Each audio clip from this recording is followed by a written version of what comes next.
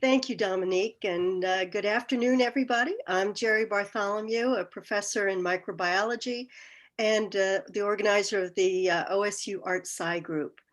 Earlier this year, my co-host Dominique and I organized a series of talks by scientists on the positive aspects of climate change in order to inspire artists for a show that will be held later this year at the Corvallis Art Center entitled What Will Nature Do?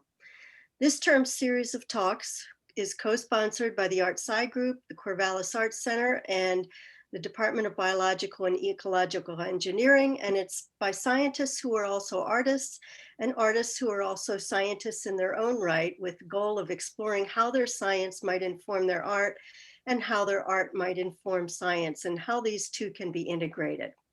So today I have the pleasure of introducing David Buckley Borden. David is an interdisciplinary artist and designer whose place-based projects highlight both pressing environmental issues and everyday phenomena using an accessible, often humorous combination of art and design. Inspired by design research and community outreach, David's work manifests in a variety of forms, ranging from site-specific landscape installations in the forest to data-driven cartography in the gallery.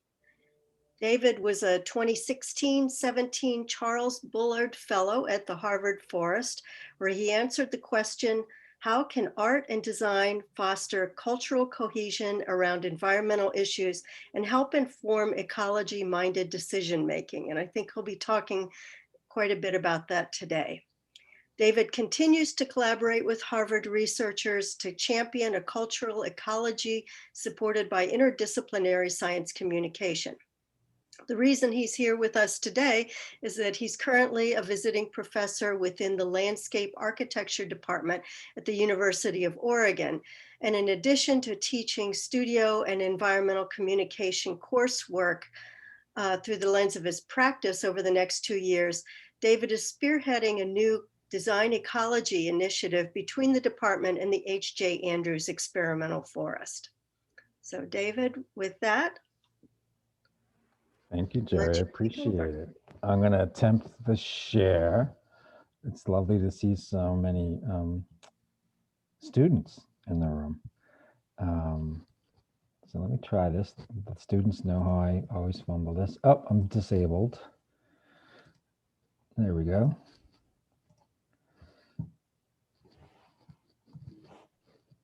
Let me attempt to full screen it. Can folks see this full screen? Thumbs up? Yeah, except it's black right now. It's black. How about now? Still black. Still black.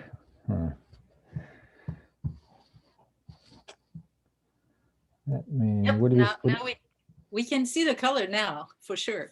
Do you see all the Acrobat Reader nonsense on the side? Mm-hmm. Yep. Yeah. All right, let me just try one thing. Otherwise, we'll live with it. How about now? Black. black. You don't have to feel bad. Technology completely failed me last week. Let me try one last thing. And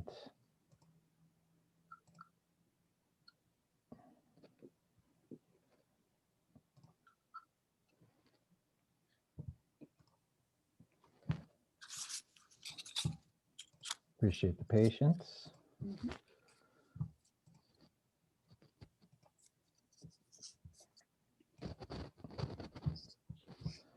Shades of last week. Yeah. You're actually making me feel so much better about myself.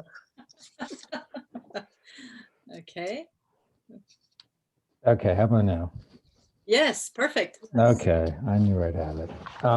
So since it's a nice, intimate group, feel free to stop me as we're having this conversation. Otherwise, I tend to talk fast.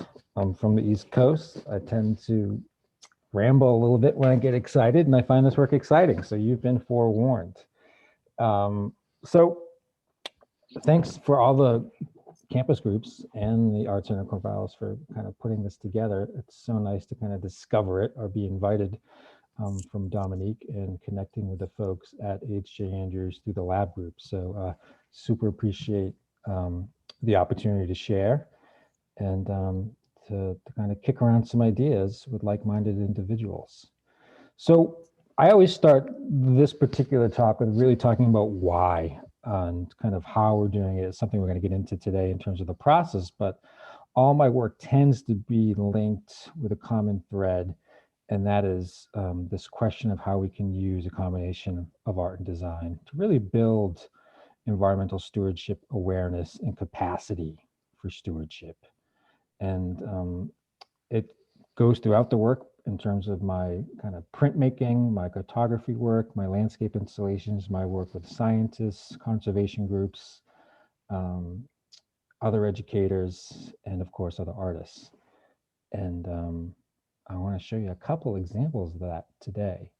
Of course, I'm a big fan of learning objectives. In many respects, I view this work as education and intent and process. So a couple things I want to touch on today is really look at how we can use art, design, and science to be aligned and as a collective foster cultural cohesion around environmental issues. I really want to kind of get into the process and practical challenges of realizing interdisciplinary projects. There's a lot of interest in this space. I get a lot of questions from both artists and scientists, and I've arguably just started this type of work. I think I'm in my 11th year, but I still feel like I'm just beginning, and I have some lessons that I'm eager to share. And I also have some questions for you in the audience. I'm sure that you can help me answer. Also looking to just kind of look at the power and the limitations of these collaborations. I think sometimes we need to kind of temper our expectations of what we can do as both individual professions, but actually look at kind of how we can amplify or modulate each other's strengths by the intersection of landscape, what I call art making and culture. Full disclaimer, I'm not a scientist. I just want to make that abundantly clear. My background is in landscape architecture. Before that, I spent 10 years in the performing arts and kind of did a professional pivot before going back to graduate school and studying landscape architecture. And then I worked as a corporate designer, boo, boo, hiss, hiss, for 3 or 4 years before going out and starting my own independent practice. I'd also like to say this is not the way art science collaborations need to work or have to work, but this is just how my experience has been with them. And I'm sure there are lots of exceptions to these things that I might present with a combination of, God, sometimes I come off super confident in that it always works this way, but of course I'm putting my best foot forward as I'm sharing these projects with you. There's lots of war stories and missteps and failures that we can talk about as well. So I often start this talk, regardless of the audience, with this image. And this is a photograph from David Foster, the director of the Harvard Forest. And I prompt people just to consider what they see on the screen. Associate a value with it, define it. What does it mean to you? Does it mean anything? Is it relevant to you? If so, how might it be relevant to you as a person? And the response is generally pretty wide, pretty diverse. On one end of the spectrum, there's folks like my dad, my old man, and he would say, it's a dead tree, it's a hazard, you should cut it down, chip it, maybe mulch the winged euonymus hedge in the yard. And on the other end of the spectrum, someone might say, no, this is actually a valuable input to a rich ecosystem. It's a resource for both habitat, a resource for food for the within the ecosystem, and you should respect it and value it. And I would argue that those opinions or those values, they're generally based on some sort of educational experience. And I'm really interested in how we can kind of foster these type of educational experiences to build awareness and a deeper appreciation for these ecological systems so that folks might be more empowered to be their own stewards. So that's the journey we're going to lead you on today. This might be considered maybe a classic representation of that tree and its value in terms of the ecosystem. There you can see the tree in the bottom middle. And I always love these food diagrams or food webs because I think they're interesting in so much as that I find them a little confusing, but it demonstrates a complexity, that's for sure. But this is just one way to frame this or to talk about this narrative. And the approach I take is more something along the lines of this. And really it's a snack stand. It's tongue in cheek, there's visual humor. It's got a pop sensibility, but really it's the idea of presenting a dead piece of wood as a resource and something to be valued. Maybe not from the human perspective, it might not be immediately apparent, but really using this kind of pop art sensibility as a science communication tool. And this work is part of a larger show that I did in 2015. And I mentioned, I started with this particular project because, well, in many respects, this is what the contemporary or very common sci art approach is, meaning it takes some science, either in data form or just concepts or an intellectual space, and it reframes it or develops a metaphor around it and presents it in a kind of artful or culturally relevant way. And this project was really looking at outdoor recreation culture as a lens to talk about New England woodland or forest ecology issues. So the shade box, celebrating the value of a shade tree, the wetland forest flag, highlighting a wetland condition, uh, the invasive species palette tank, again, a commentary on using pallets as a kind of DIY material that is not certainly without its costs. And then talking about some woodland ecology issues in terms of invasive insects. And I also start with this project because this is the project that I first met some researchers from the Harvard Forest, and they told me they were really interested in my science communication. And I just kind of remember thinking, I don't know what you're talking about. I just make this environmental art. I'm not anything about science communication. And then I realized what they were getting at is that this is actually a way to communicate science that's in a very kind of culturally accessible way. In the beginning, I didn't even think about it in those terms. And when the Harvard Forest researchers saw this, they were very excited about it. And in part, I think they were excited about it because most of the research that I was referencing and looking at for this particular project was actually coming out of the Harvard Forest. So they basically walked in this exhibition and were like, hot damn, like you're picking up what we're putting down, and you should come out to the Harvard Forest and let's talk, and maybe we can get together. And it was really just a big happy coincidence. But this kind of chance encounter actually threw my work into a whole new trajectory that really ended up producing a number of what I would consider a deep, rigorous collaborative work with foresters and ecologists at the Harvard Forest.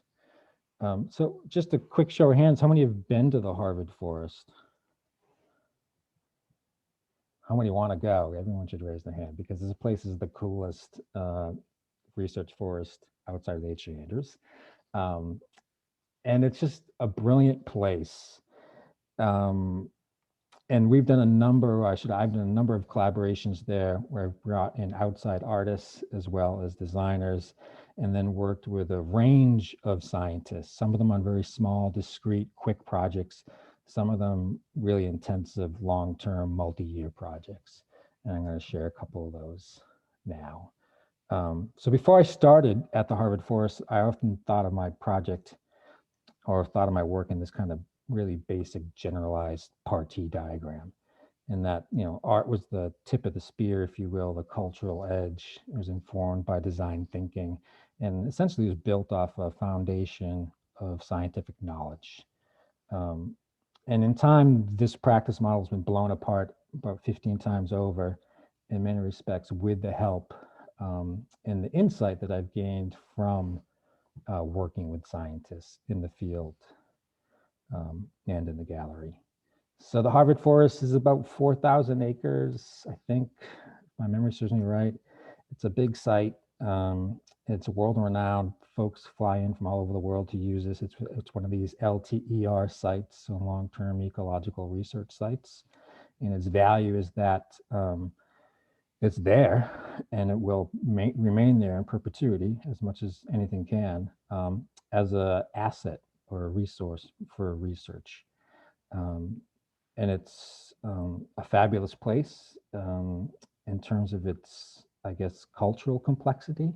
It's not as layered as the H.J. Andrews, meaning it's just the Harvard Forest. It's not a bunch of agencies. Um, but there are all these other, I guess, groups that come to work there. So what I'm really trying to say, it's a really rich nexus for intellectual thought and exchange of ideas. I was there as a fellow, Charles Bullard Fellow in Forest Research. Generally, this is, or historically, this is for mid-career ecologists and forestry researchers and scholars. And again, I'm none of those. So how did I get in?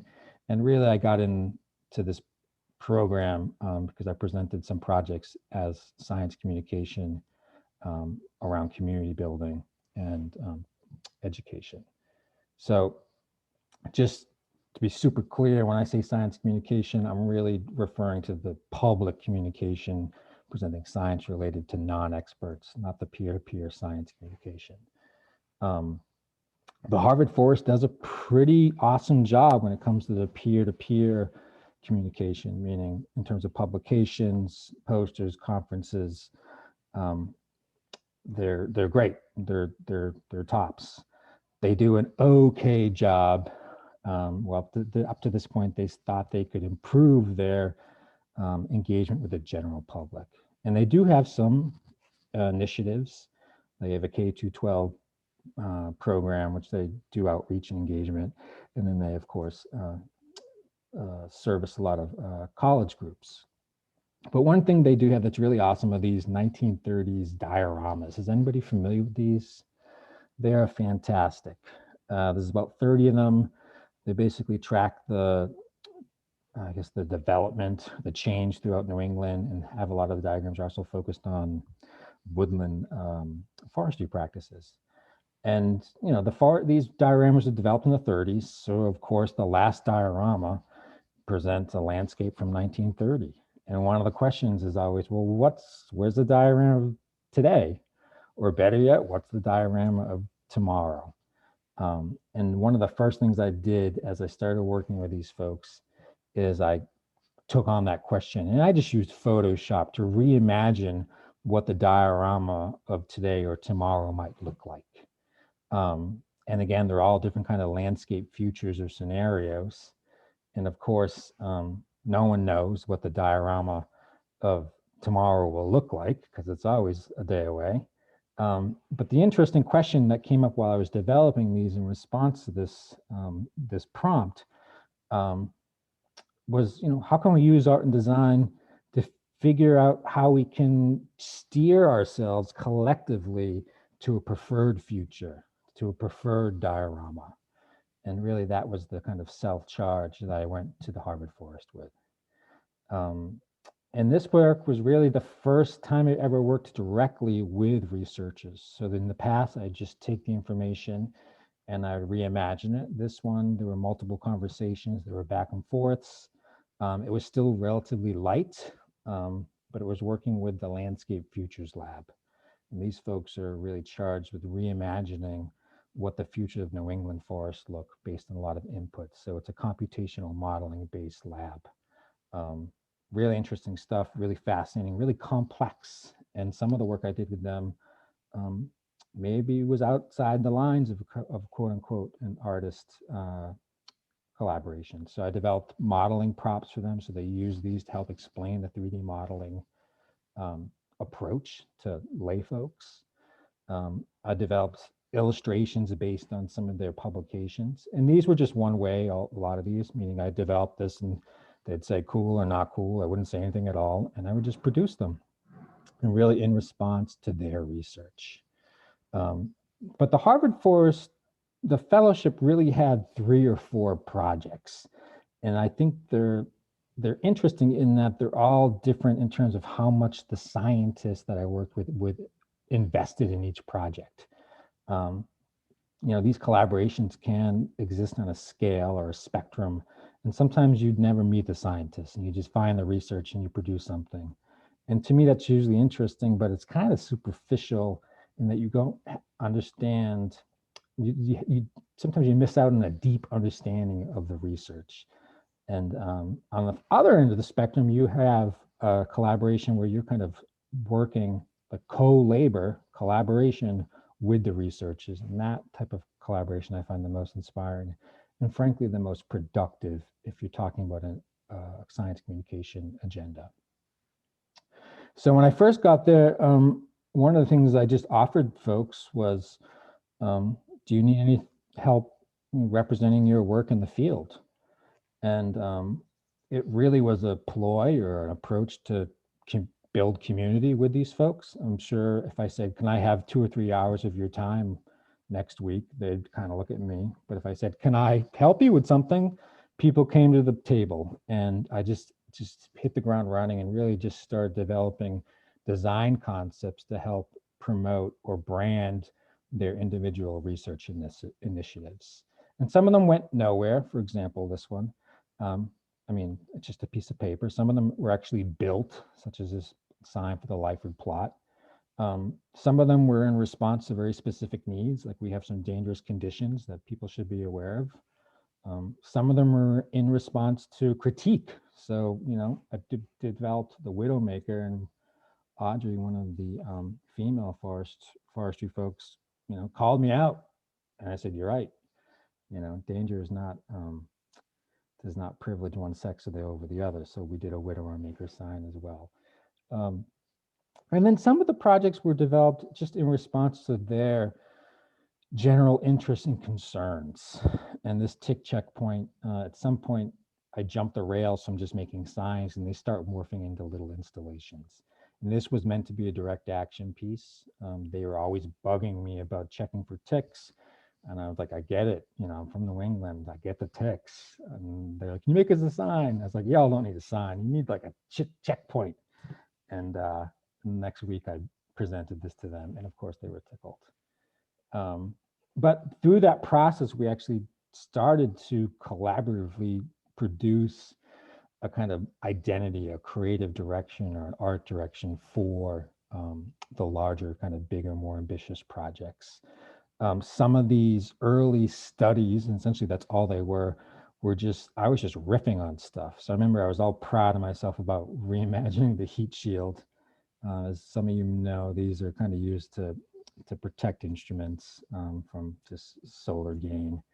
And I showed it to this young PhD guy, and he basically turned to me and said, "You're an idiot. You just you just undermine the functionality of it by painting it." And I was like, "But it's interesting." And he didn't get it, and I didn't get it at the time. But this would go on to influence a whole range of products, just in terms of the creative direction. So it was a very slow, organic process with really both myself and the Harvard researchers being open to making lots of dumb ideas come to life or just trying things. So there was an element of experimentation. And I think the Harvard or any scientists are open to this idea of experimenting and failing. That's one of the things, one of the reasons I love working with researchers is that they understand this as a process, not necessarily, not super always, I guess, preoccupied with the outcome, with a product. Just, has anyone heard of this, the Hemlock Hospice Project? God, where do I start with this one? So this was basically an art-based interpretive trail project. And it really came out of some interest from the Harvard forest community about telling the story of the hemlock woolly adelgid and how it was destroying the eastern hemlock forest. But they also wanted to tell larger issues or tell larger stories about issues of climate change, human impact, and of course, their specialty, the future of New England forests. And so what we did was we built this basically an art-based interpretive trail.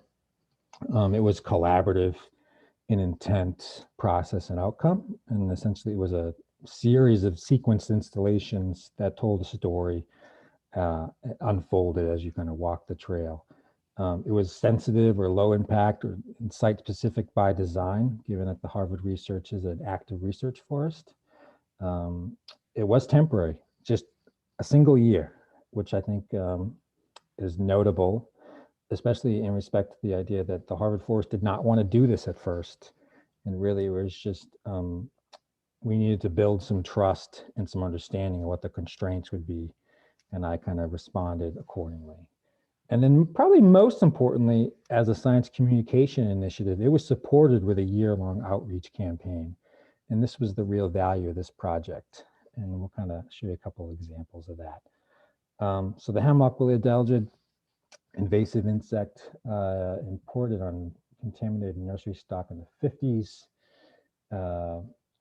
from Osaka, Japan, kind of hung out in the mid-Atlantic region for a long time.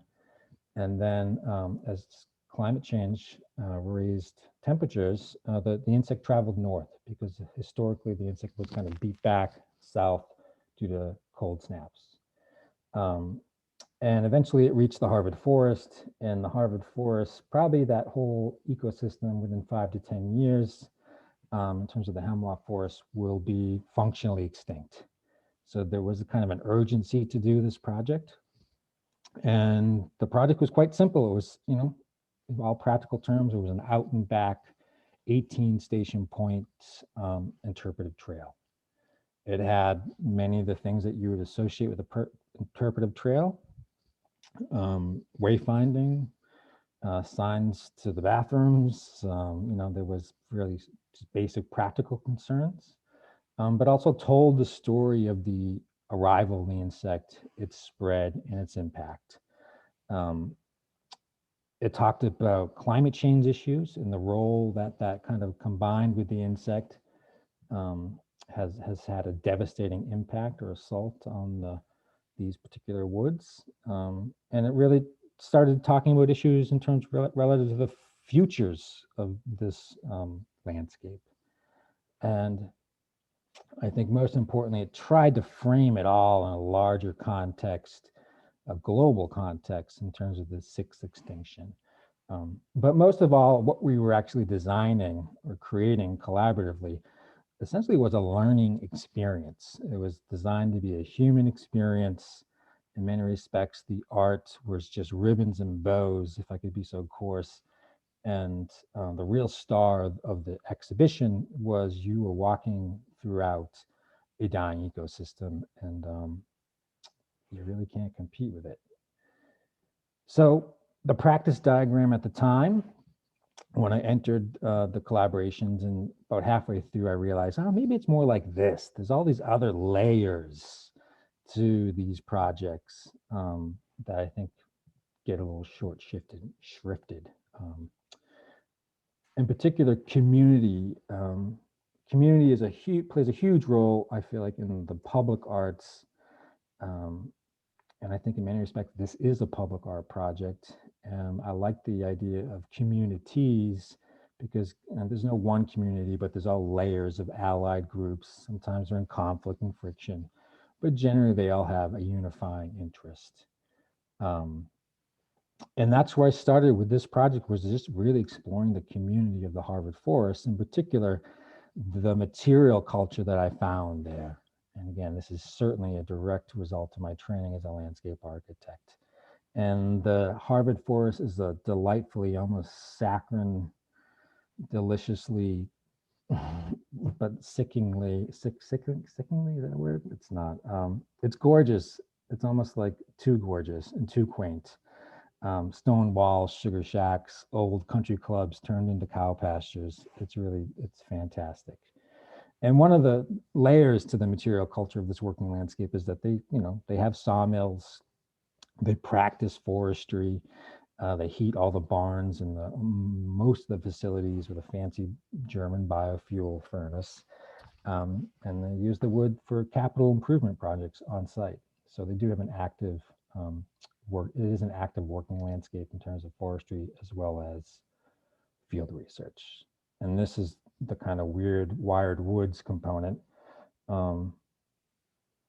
It's just baffled me the first couple, it still baffles me. But you walk through the woods, and the more time you spend there, the more time you see all these kind of wired, instrumented trees and soil plots and water gauges, and it's pretty just mind blowing.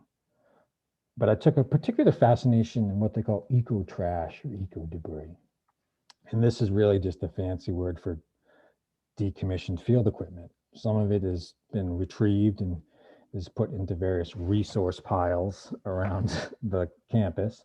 Others, it's just left out there. I remember seeing all these laundry baskets out there, and I just couldn't figure out why the heck they had like dozens of laundry baskets, most of them decomposing into the woods. And in time, I found out that, you know, they were used to collect essentially detritus, leaf fall, twigs, etc. And so eco trash, well, what are you going to do with that? And but the eco trash really provided a lens in which to start exploring the community. And so this is just a kind of quick survey of work from that fellowship. And I often say that it's highly original, and not that the forms are groundbreaking or the text or the colorways are that groundbreaking or kind of cutting edge. Absolutely not. In fact, this looks like a cross between, you know, Buck Rogers and the lumberjack. I say it's highly original in that it's really based both in the people, the place, and the practice of the Harvard Forest. So it originates with this place, but the place is more than just the geography, the physical place, but it has to do with the people and the practice. And this to me is the real value of collaborating with researchers at a research forest. It's not so much the forest. I mean, that's amazing, a huge role in it. That's why we're all there. But it's really the interaction with the scientists and kind of just being exposed to their practice. And, you know, this is a really quick example. This might look like a goofy, clunky lamp. And this was a study, a material study. And this is when I started exploring with the idea of using all the material culture to develop work. And one of the reasons that I think it works so well is because the Harvard researchers would see this and they see their practice embedded in the work. So this heat lamp is from a soil warming experiment. These ant nests are from some work that Aaron Ellison did with some long-term ecological research site plots. The yellow paint is how they mark all the trees in the mega plot. And then, of course, the harvested hemlock. And so the community, in many respects, is driving the material due to its meaning, but also the narrative. So this is a mission-driven narrative that I willingly and happily subscribe to because I'm on the same page. We have the same agenda and the same value system. Of course, the community is driving much of the content, even just by asking for certain expressions or things they want to achieve with the work, such as this Hemlock Memorial Woodshed. The material that we're using is an expression of the cultural values. I mean, we could have painted this graphic of the Hemlock Woolly Adelgid on anything, but we use the recycled saw blades. This material, this plasticky type material, again, we used it because they didn't want to use a lot of stains or heavy paints in the research forest due to its sensitive nature. Community sentiment, so they had kind of sentiments, and again, I just picked up on them and then essentially represented them in different fashions. Installation as interactive assets. So they had certain, I wouldn't say requirements, but they had certain asks. And one of the things they were looking for was an interactive piece. And, you know, their original idea was, well, we can use this tree in the background, if you can see that, classic kind of iconic form of a dying hemlock forest. And maybe we can tie flags on it or something. I said, you know, you need something with a little more intention. So I developed a couple of models, came back, and we ended up with this abstraction. But really, it was a place for people to take forestry flagging and record notes or thoughts in response to the dying ecosystem in the work. And it was, I would call it a low-tech interactive piece. And I would have just kind of ended it there, but this is a great example how the researchers or scientists can actually give back and influence some of these creative collaborations beyond just information. So this is their brains or their kind of their work ethics or their approach to their work kind of feedbacking into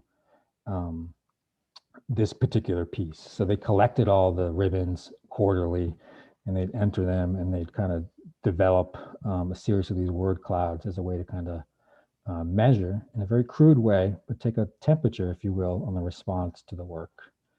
And the biggest thing is probably in terms of the community was that this installation really served as program, educational program, outreach program for both the researchers that were there, as well as all the kind of visiting researchers. So in many respects, it was an asset. Lots of challenges to this type of work. Most of it, well, let me just get into it, I guess. Biggest challenge to this type of work, because it's an active research forest, is there's a lot of constraints. Can't dig up the soil, no guy wires, no foundations. You can't move any wood, coarse woody debris. You can't cut trees. You can't need or require any power. So at first it was kind of overwhelming. And I thought to myself, well, maybe they really don't want it. But I just put my kind of design thinking hat on. I was like, well, I can come up with something. And this is a great example of a piece that's quite large, about 30 feet in length, but it only has 6 little contact points. Again, trying to minimize the impact of the work in the research forest. Another challenge that I found, and this isn't just germane to researchers, but often we're talking about the same exact thing, but our cultural perspectives would just kind of warp our conversations. And at some point, I realized that the researchers, they're a really, they're an evidence-based culture. They're a show-me culture. And so I'd work with models and as a way to kind of develop ideas. And they seem to super appreciate that because they could much more easily understand what I was talking about. Another big challenge for this type of work is the need for outside fabricators. So, one of the Harvard Forest folks accused me of running an unofficial or an unsanctioned artist residency, and I took it as a real compliment. But I would bring in folks from all around the country for a week or two at a time. Tim Lillis, I think, is here in the room, and he was out there for at least a week, and they would just come help fabricate the work. I like to aim big, and I often aim beyond my own skill sets. And it was great. I put them up. They got a small stipend, and they all were delighted to hang out in the woods and geek out in art and nature. Of course, the biggest challenge of this type of work, as almost with any kind of creative endeavor, is the resources. Where do you get the funding? Where do you get the money? This project, I think it ended up being about 140,000. And it was made up through a variety of funding sources. So the Bullard Fellowship itself, the REU program, it's a national foundation, NSF, it's the National Science Foundation money. And again, the principals of the PIs arranged it. And I was really just more than delighted and grateful that they had the wherewithal and the political knowledge and the kind of bureaucratic knowledge, frankly, to pull those strings. So a huge contribution to this type of work from the science community is actually getting the resources, marshaling those for the work. The other challenge is it's time-intensive work because it's a collaboration, because it's process-based, and there's lots of experimentations. You need bandwidth to fail. So this piece originally looked like the original idea was to do this kind of zigzag fence to basically surround the black birch thickets, which is going to be the next kind of successional phase of the forest. And we put it out there and it just sucked. The forest just swallowed it up and it just taunted all of us for about 2 months. And then we went back to the drawing board, to the models, and did like 30 little sketch models over the course of 2 or 3 hours. And we landed on this kind of fast forward media icon that you see on the bottom. But we couldn't have done that if we didn't have the bandwidth or the kind of time or temporal capacity. And the other really cultural challenge of this type of work is that often when artists and scientists get together, they have different criteria of success. And I think we were able to avoid that from the very beginning because we really articulated that this is a science communication project. So there was kind of like an acid test for a lot of decision making. Like, is this serving that goal? If it did, we go forward. If it didn't, that was the end of the discussion often. So I often say that the big opportunities or the big outcomes isn't the art or the design. It's not the physical objects, but it's really the opportunities in which these creations create. So the community building we've kind of gone over. But the big thing, this was meant to be an outreach project. And this is just, I think we had over 50 press engagements at varying capacity. And if you look at even just this sampling, it runs the gamut. It has design magazines, it has fancy art publications, but also has, what I would call top shelf nature magazines like Orion or Living on Earth on National PRI. You will notice there's no hard science magazines. They were not interested in the work, and we did not let that dissuade us, but as a project that is really looking to reach the general audience, we qualify it as a good success. The guided tours were a huge part of that in terms of just sort of program. And these went on for a little over a year. We had self-guided tours. We know doesn't have the capacity to do a guided tour.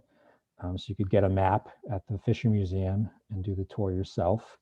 We did a whole series of public lectures. I'm presenting on it right now. I've probably presented this project maybe 30 or 40 times. There was a companion exhibition in the Fisher Museum with the dioramas. There was also a bunch of satellite installations or satellite exhibitions in which we took pieces of the collaborations from the Harvard Forest as mini exhibitions with an idea of driving traffic to this remote location at the Harvard Forest. The Harvard Forest being, true to practice, they document the heck out of everything. A lot of this work can be found in the Harvard Forest archives. It's basically open source. Anyone can use this work to talk about any kind of environmental agenda or communication that they wish to. And then there were some spin-off projects with other visiting lab groups as well, which is really fun. So basically, the thing kind of turned into a creative beast. You had the option of merchandising. I don't recommend this unless you have the experience to do it. And then the capstone project for the whole thing was a 20-minute documentary that we did the following summer, in which we kind of used this opportunity. Again, it was another REU program. We had 2 students, and to produce a documentary that is part art documentation, part nature documentary. And then the whole thing is put to a custom score, and the thing's pretty rad. You can find it on the Harvard University YouTube channel. And although we didn't get those hard science reviews, what we did do, we've done subsequently, is we've engaged in a series of collaborative creating writing. So peer-to-peer publication or peer-reviewed publications that will really unpack these projects, both the Hemlock Hospice and the Warming Warning Project, as a way to kind of share some of the lessons that we've learned and challenges. And this has been incredibly inspiring to me. Frankly, I didn't have the professional capacity to do this. This is a world that is outside my confidence, if you will. But working with researchers, including Aaron Ellison, gave me the confidence to kind of engage in this critical thinking or critical writing process. But the big critique of the project was that there wasn't a direct action component with the Hemlock Hospice. So it spent a whole lot of money, spent a whole lot of time on it. It was basically a critical thinking piece or an awareness piece, in part due to the nature of the topic. And there was nothing we can do about the hemlock woolly adelgid. The genie is out of the bottle, so to speak. But could we do a project that had a direct action component? And we attempted to do that with the follow-up project. This project differs in a couple of ways. It was on the main campus in Cambridge on the Science Plaza. And it was a collaboration with other groups on campus, groups that were dedicated to either climate change issues or sustainability issues. So this was in part led by Green Harvard. It started off like a lot of projects do that I did with Aaron Ellison, just with simple drawings and models. And then once we get the drawings to the point where we're convinced it might work, we did take the drawings and we develop them into physical 3D models in which we can start testing some of these ideas in the optics. And this is a study model, but we also made it presentation quality. So this thing was kind of trucked around for a variety of exhibitions. But it was a study model. And so this data set on this side, actually we ended up getting rid of because it wasn't really a strong narrative. And again, all the timber sourced with kind of preemptive harvest of hemlock that was dying, fabricated it on site at the Harvard Forest barn there. So having the space to do this type of work is really important. But in many respects, this is a data visualization piece. Again, certainly a subset or a subgenre of this kind of collaborative sci-art space. And here we have on one side mean average, or I guess mean temperature increase on an annual basis from 1880 to 2018. And on the other side, we have 4 different climate change or carbon emission scenarios as kind of speculated by IPCC. And the idea is that, we want to develop a piece that was open-ended, in which a visitor could put themselves into the narrative. They could imagine themselves as part of the problem and the solution. So again, kind of pushing back on the doom and gloom model of science communication with the arts. And so this is where we are, arguably we're at this kind of point of decision. Business as usual, we keep going up with some radically reductions in, I guess, production and fossil fuels, we can kind of curb it. But we really wanted to present this as an unfolding narrative, again, as a kind of an empowering storytelling device. And so you'll see this reflection bench on the foreground. That's really just, it's one of these triangles, essentially, unconstructed. And the idea is that each year you add a triangle. So it even has the hardware ready to take the new forms. And as you add the new forms, you paint it according to the research of the data.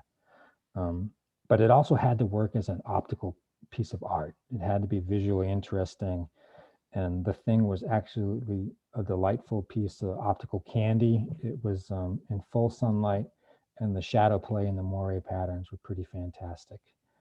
Because what we really wanted to develop was, a personal experience with the artwork. And, but most importantly, I think with this particular project is that it was all presented or packaged as a larger on-campus campaign with a lot of events through different student groups and centers on campus. The measurable impact, this is a question I always get. Interesting work, but what's the impact? And I don't know what the impact of this is on the global scale of climate change. I'd love to be connected with a couple of the social scientists to develop the next iteration of this, where you could actually measure these things. But I do know that one of the impacts on the Harvard Forest community in particular was that it really forced us to reimagine what these collaborative models look like. So we all agree at this point, in terms of the collaborators and I, that the mission was essential to the success of these projects. There was an agenda that everyone kind of subscribed to and was committed to. And then based on that mission, we start with the science, we then kind of spiral out into a combination of design and art. And then it just gets, at that point, it becomes a feedback loop. And throughout that process, we build in engagement and educational program throughout the process. It's not something we do at the very end.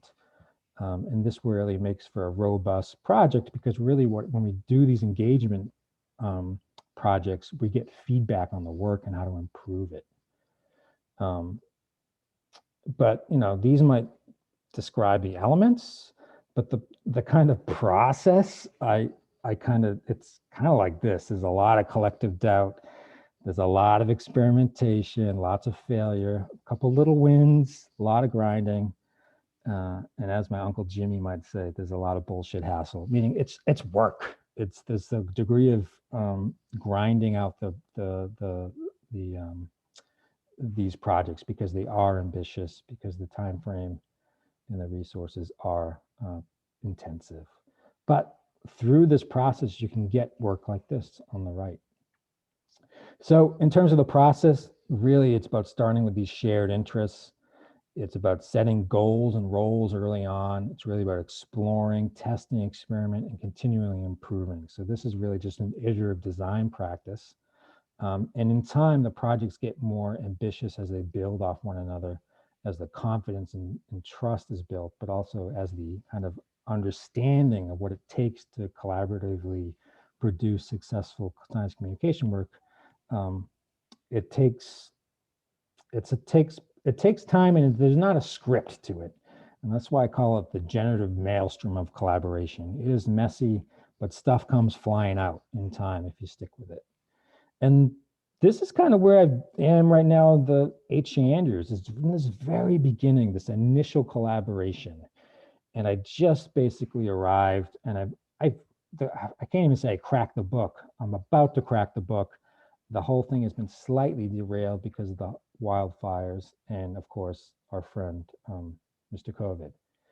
Um, this process actually started 2 years ago. I was here for an LTER reflections residency, thanks to Fred Swanson and the folks from the String Creek Project. Super grateful to them bringing out here. I started to dig into the archives in addition to the place. Really just came out here with a sketchbook and did really simple, sketchy kind of ideas. Again, no agenda at this point, just exploring ideas and meeting people, making more friends than art, I would say at this point. Based on that kind of exploratory trip, Roxy Thorne, God bless her, invited me out here for a couple of years because she was interested in developing a relationship with the H.C. Andrews in terms of the landscape architecture department. And so what I've begun to do, although I haven't had access to the site, is using the H.J. Andrews as a kind of intellectual space for some of the coursework that I've been working on. So a lot of kind of landscape-based installations communicating various science issues or ecological issues or hydrological issues. Lots of one-page proposals, and really these aren't meant to be built. These are really just ways in which I can test ideas and get to know the HAA community. The response to these is where the value is. It's not in the kind of the creative ideas. Some of these might go places. Most of them will just be chalked up as an investment of time for building community and the kind of rapport with the researchers. And some of these, are just based on site photography, and I got some nice response. But lo and behold, I moved out to Eugene in August. 2 weeks later, the wildfire struck. And my kind of creative mantra in general is don't let what you can't do stop you from what you can do. So every opportunity I can, I use the H.C. Andrews and this kind of sci-art collaboration initiative just to explore, basically using it as a learning tool for my studios. So when I do a diagramming exercise, I use the Andrews as a kind of a muse. And it's been interesting for me as a way just to continue to engage them, even though we don't have physical contact. But that's about to change, right?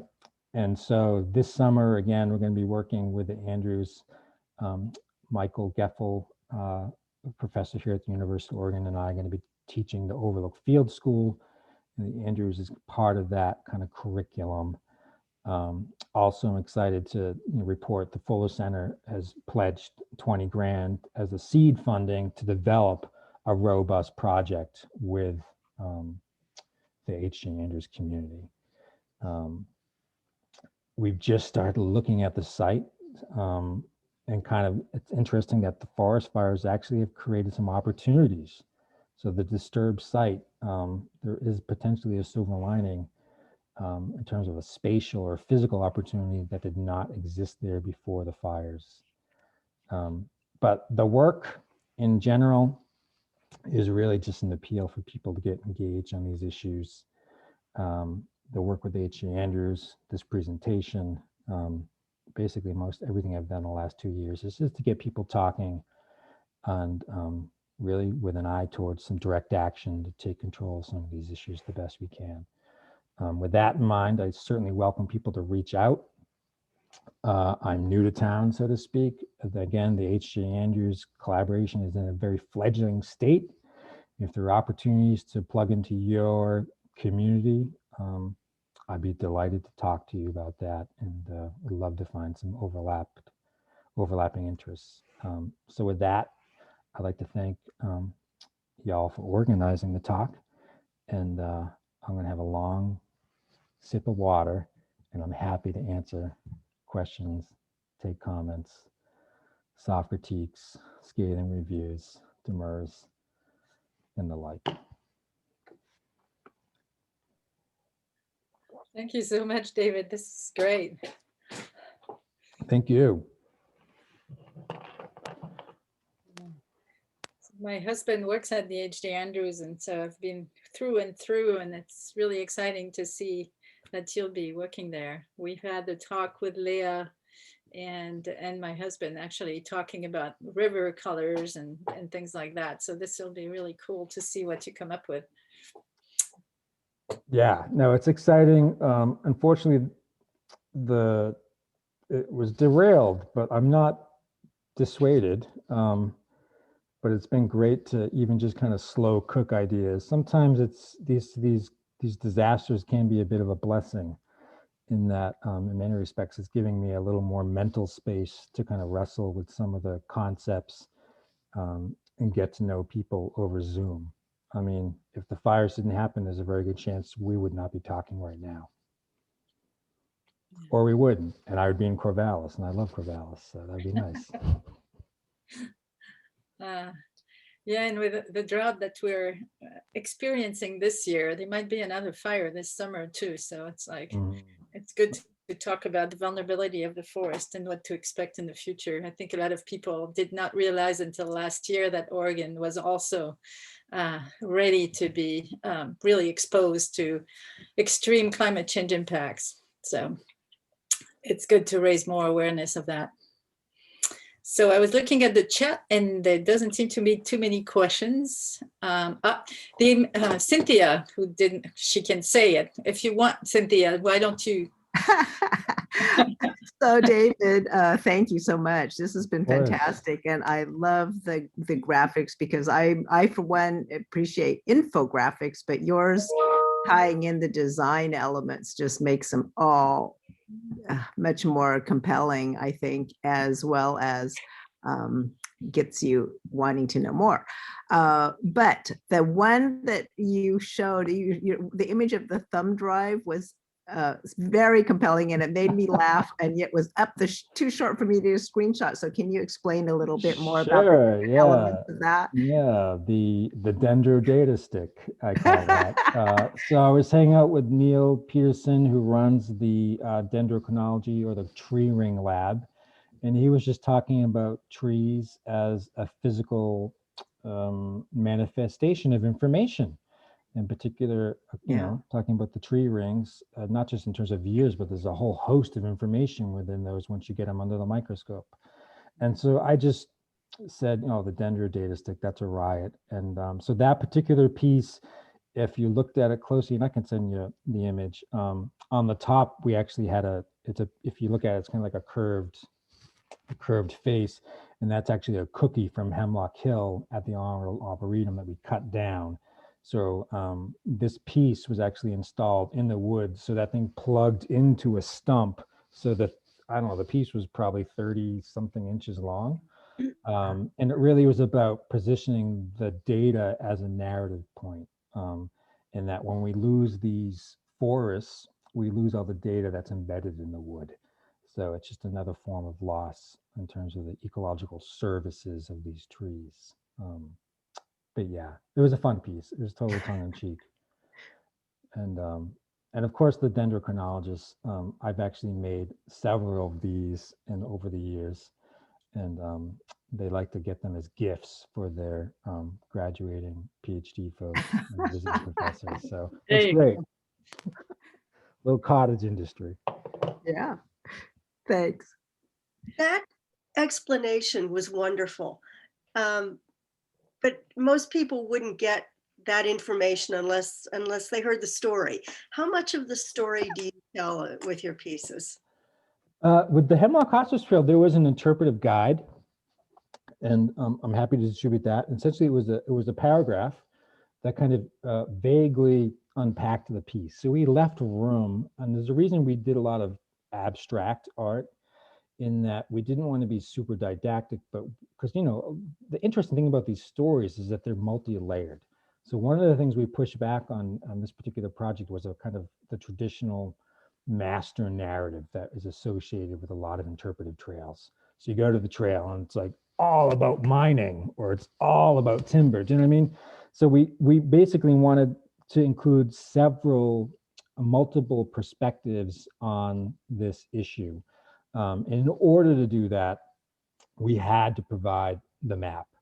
And again, it was just a paragraph, but also, you know, I was there, and this is what one of the things that I was afforded through an associate appointment, was going out there and doing these tours and kind of walking folks through the work. Could you understand some of it without the guides? I think so. I mean, there was a lot of cultural references. Could you understand all of it? Absolutely not. And the nice thing is, because it's largely abstract, you know, people read into it, and they read into it way beyond what my intentions or my understanding was when I made the work, or when I should say when we collaboratively made the work with folks at the Harvard Forest.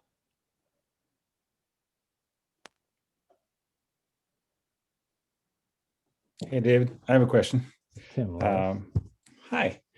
Hi, good to see you. Nice work. I've Thank you, seen a lot of sir. this work before, but it was good to see it in kind of a new collected format. So yeah, you mentioned some of the forestry people at the Harvard for you had to convince them a little bit to in the beginning to commence this project. I imagine some of the model making that you did was probably pretty compelling for them. I've seen some of these models like after seeing some of the full scale stuff and before, and they're always like really good tools. Just wondering if, I mean, so happy to hear you talk about that, how you use those to convince them to go forward with it, but also curious about what some of the limitations are you might have found to be with smaller scale, like if you were surprised by you're something when it was things bigger. like gravity.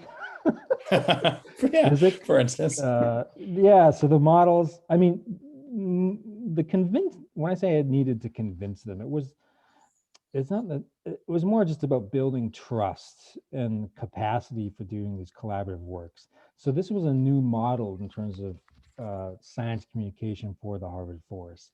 But to their credit, they were willing to take the risk, and to all of our privilege, they had the resources to do this.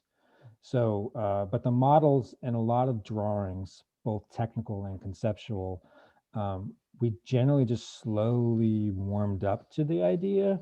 And then once we started actually talking, well, if we did this, what would we need to do? And then there was like month-long discussions about permissions and permitting.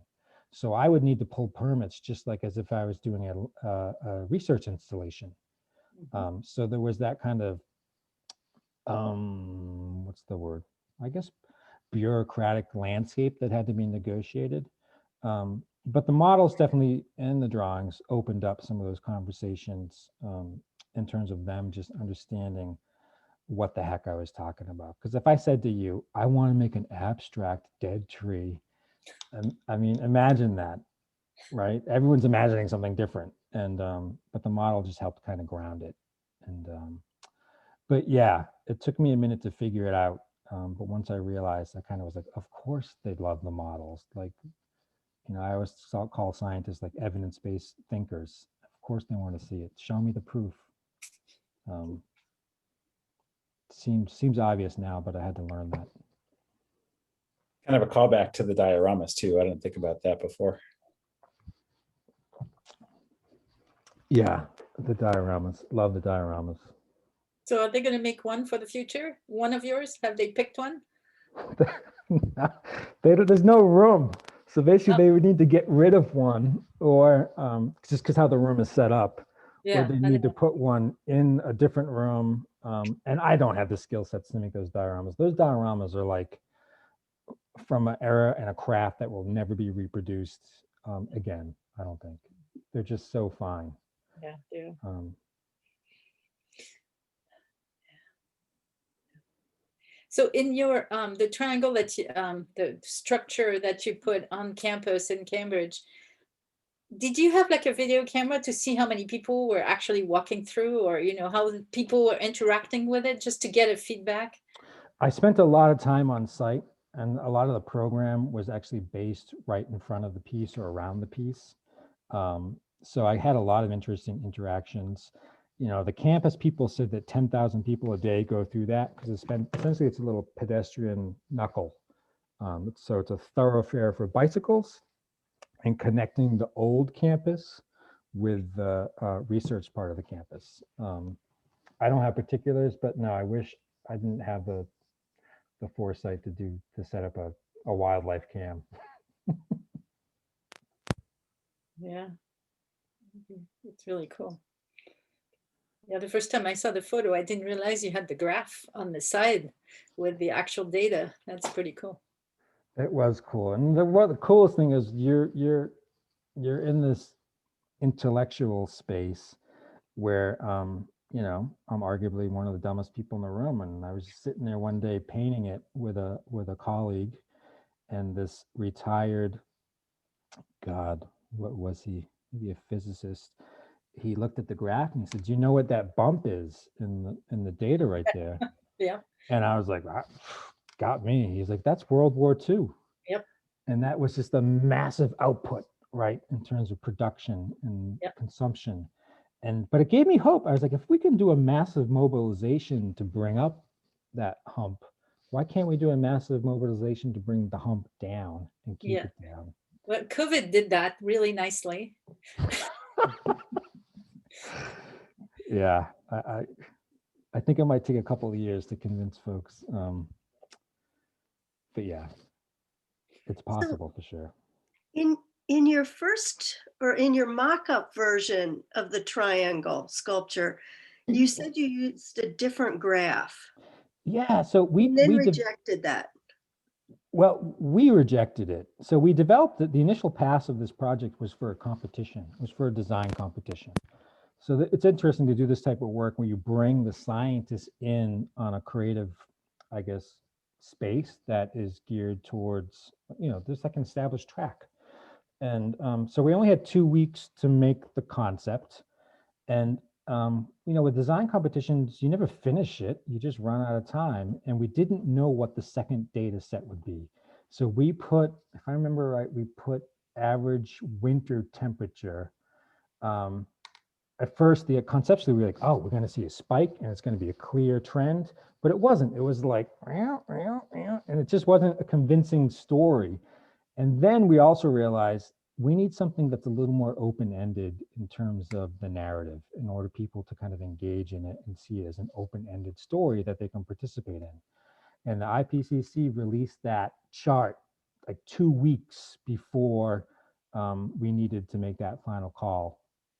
And that's what we ended up using. And it's a pretty good effect, I think. Have you, I mean, at Harvard Forest, there are several authors from the IPCC report. Have they remotely been interested in using your installations as illustration in the next IPCC that's coming out next year? I haven't heard about that, but that particular piece has been put to pasture, so to speak, at the Harvard Forest. You can go see that, and it's outside of their research plots. Again, an old country club that they've converted into research plots looking at the impact of agriculture, in particular cows, on the ecosystem. So no, but I like the idea though. Yeah, because I mean, they've been spending a lot of time and energy and resources to actually improve the communication communication of the results. Because obviously there's been a lot of reports since 1995 and the results have not been particularly successful, let's say, in terms of raising awareness and decreasing emissions. And so everybody's looking for a better way to communicate the urgency. And so artists have been really on the docket to actually change the way and make it more effective. So it would be kind of cool to have these conversations with the IPCC group. I always welcome introductions. So Okay. I'd love, again, I just arrived, and part of this kind of early phase of these projects is really just meeting people.